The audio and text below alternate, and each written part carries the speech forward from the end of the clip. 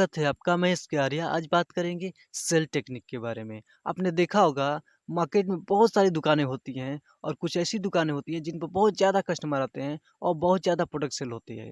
और कुछ ऐसी दुकानें होती हैं कि जहाँ पर कस्टमर तो बहुत ज़्यादा आता है लेकिन वहाँ प्रोडक्ट बहुत ज़्यादा सेल नहीं होती। ऐसा क्यों होता है? क्या आपने कभी सोचा है? ऐसा इसलिए होता है कि जिन दुकानों पर ज़्यादा प्रोडक्ट सेल होता है उसमें जो मैन पावर होती है, जो सेलर होते हैं, उनको सेल टेक्निक के बारे में बहुत अच्छी नॉलेज होती है। इसलिए वो ज़्यादा प्रोडक्ट सेल कर पाते हैं। और जिस दुकानों पर ज़्यादा प्रोडक्ट सेल नहीं हो पाता, उस दुकानों में जो सेलर हैं, उसको सेल टेक्निक के बारे में जानकारी अच्छी नहीं है। अगर उनको भी सेल टेक्निक्स आ जाए, तो वो भी बहुत ज़्यादा प्रोडक्ट सेल कर पाएँगे। अगर आप भी कोई सेलर हैं या फिर आप भी कुछ सेल करना चाहते हैं, तो आपको भी 4 टेक्निक्स आपको सीखनी चाहिए। अगर 4 टेक्निक्स आप भी सीख गए, तो आप भी कोई भी प्रोडक्ट बड़ी आसानी के साथ सेल कर पाओगे। आप मान लीजिए आप बी टू बी सेल करते हो, बी टू सी सेल करते हो, डायरेक्ट सेलिंग करते हो या आप मल्टीनेशनल मार्केटिंग सेलिंग करते हो। कोई भी प्रोडक्ट बड़ी आसानी के साथ आप भी सेल कर पाएँगे।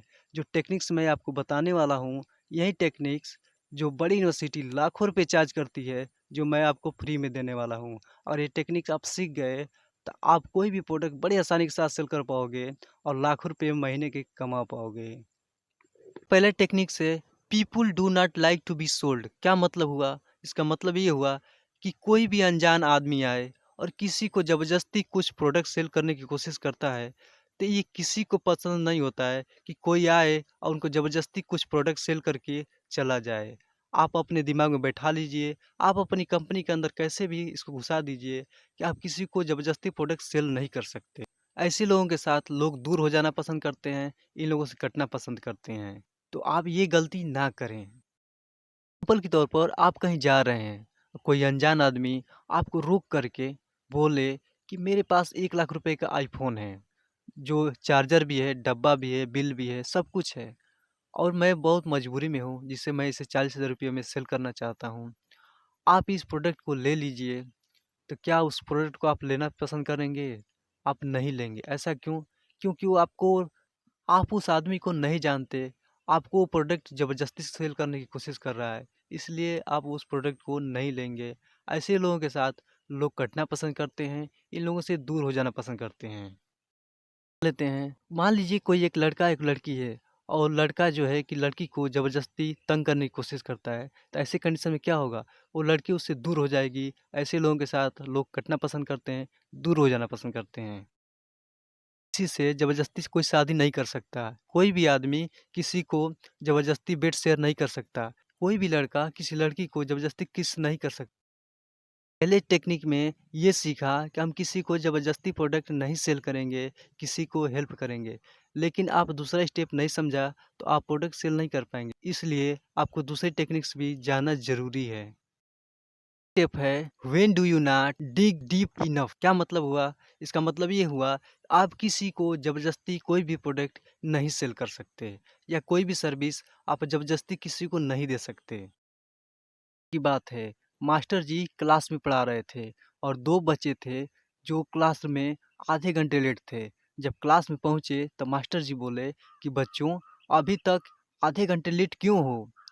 बच्चे बोले कि मास्टर जी रास्ते में एक बूढ़ी औरत थी जिसको हम रोड क्रॉस करवा रहे थे और औरत थी कि जो रोड क्रॉस करने की तैयारी नहीं थी।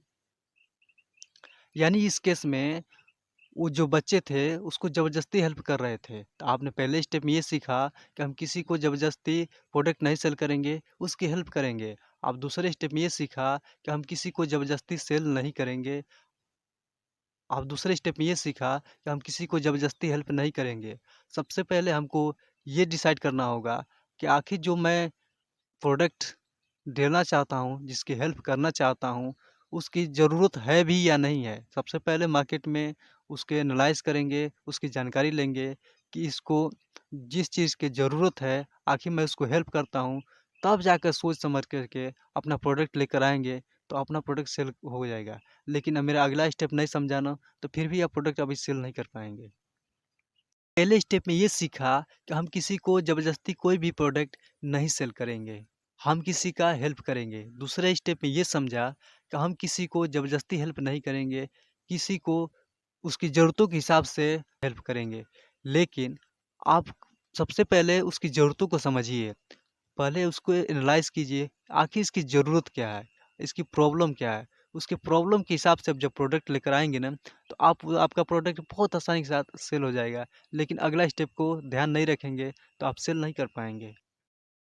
अगला स्टेप है आइडेंटिफाई योर केडीएम। केडीएम का मतलब है की डिसीजन मेकर।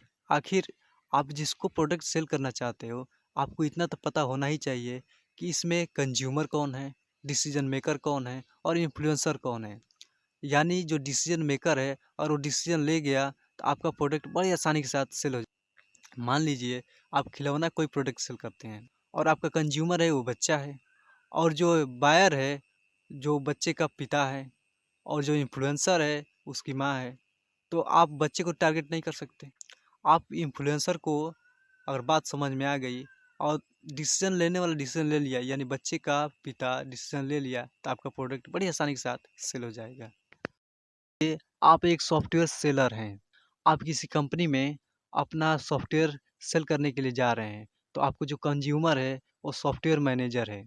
आपका जो डिसीजन मेकर है, जो डिसीजन लेगा, वो कंपनी का चेयरमैन लेगा।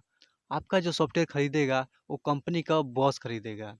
लेकिन जो इन्फ्लुएंसर है, जो चेयरमैन का जो छोटा-सा पीए होता है, छोटा-सी तनख्वाह पर, वो बहुत पावरफुल होता है। वो वाइस प्रेज़िडेंट, मैनेजर से भी अधिक उसकी पावर होती है, और उसको इन्फ्लुएंस कर लिया, तो आपकी बात बन जाएगी। तो डिसीजन मेकर जो है, चेयरमैन है, वो चेयरमैन को इन्फ्लुएंस कर देगा, और जो उसने डिसीजन ले लिया, तो आपका प्रोडक्ट बड़ी आसानी के साथ सेल हो जाएगा। आपने कपड़े की दुकान पर तो बहुत बार गया होगा। आपने देखा होगा जब साड़ियाँ लोग खरीदते हैं, तो जो अच्छा दुकानदार होगा ना, आपको 3 ही साड़ी दिखाएगा, और 3 ही साड़ी अगर पसंद नहीं आई तो उसको हटाएगा और फिर 3 ही साड़ी दिखाएगा। ऐसा क्यों? ऐसा इसलिए होता है कि वो ज़्यादा साड़ी के बारे में दिखा देगा, आप कन्फ्यूज़ हो जाएँगे, जल्द डिसीज़न नहीं ले पाएँगे, इसलिए वो 3 ही साड़ी दिखाता है। और 2-3 बार आपको साड़ी दिखाएगा, उतने में वो पहचान जाएगा आखिर इसमें चलती किसकी है, यानी डिसीज़न कौन लेने वाला है। तो जो डिसीज़न लेने वाला है, उसके सामने साड़ी रखता है, वो साड़ी बड़ी आसानी से ये यानी सेल हो जाती है। वो समझ जाता है कि आखिर इसमें चलती किसकी है, सास भी आई है, बहू भी आई है, ननद भी आई है, आखिर इसमें चलती किसकी है, जिसकी चलती है उसके सामने वो प्रोडक्ट रखता है, यानी साड़ी रखता है, और बहुत आसानी के साथ वो सेल हो जाती है अनक्लियर अबाउट बजट ब्राइक। क्या मतलब हुआ? आप सामने वाले के बजट के बारे में नहीं जानते, तो आप सेल नहीं कर पाएंगे। कस्टमर 4 प्रकार के होते हैं। एक कस्टमर होता है जिसके पास पैसे भी हैं और आपकी प्रोडक्ट लेना भी चाहता है, तो ये सबसे आपका परफेक्ट कस्टमर है, इसको अंदर कर लीजिए। दूसरा में होता है कि इसके पास ना ही कोई पैसा है और ना ही आपके प्रोडक्ट लेना चाहता है, तो इसको एकदम बाहर कर दीजिए, आपका प्रोडक्ट ये लेने वाला नहीं है। और दूसरे में होता है उसके पास पैसे तो है, लेकिन आपका प्रोडक्ट लेना ही नहीं चाहता, यानी आपको अभी तक वो ठीक से कनेक्ट ही नहीं हुआ। और एक चौथा कस्टमर होता है जो उसके पास पैसे तो नहीं है, लेकिन आपकी प्रोडक्ट को लेना चाहता है, तो ऐसे कस्टमर को आप बैंक से लोन दिला सकते हैं, ईएमआई दिला सकते हैं। जैसे तैसे करके आप इसको हेल्प करेंगे, तो आपका प्रोडक्ट ही खरीद लेगा। स्टेप को फॉलो कीजिए, आपकी सेल ज़रूर बढ़ेगी। अगर आपको कोई भी समस्या आती है, तो आप कमेंट बॉक्स में कमेंट कर सकते हैं, जिसको मैं रिप्लाई देने की कोशिश करूँगा। या आपको ज़्यादा प्रॉब्लम हो रही है, तो उस पे एक अलग से वीडियो बना दूँगा, जिससे आपकी हेल्प हो जाएगी। वीडियो देखने के लिए दिल की गहराइयों से प्रेम पूर्वक धन्यवाद।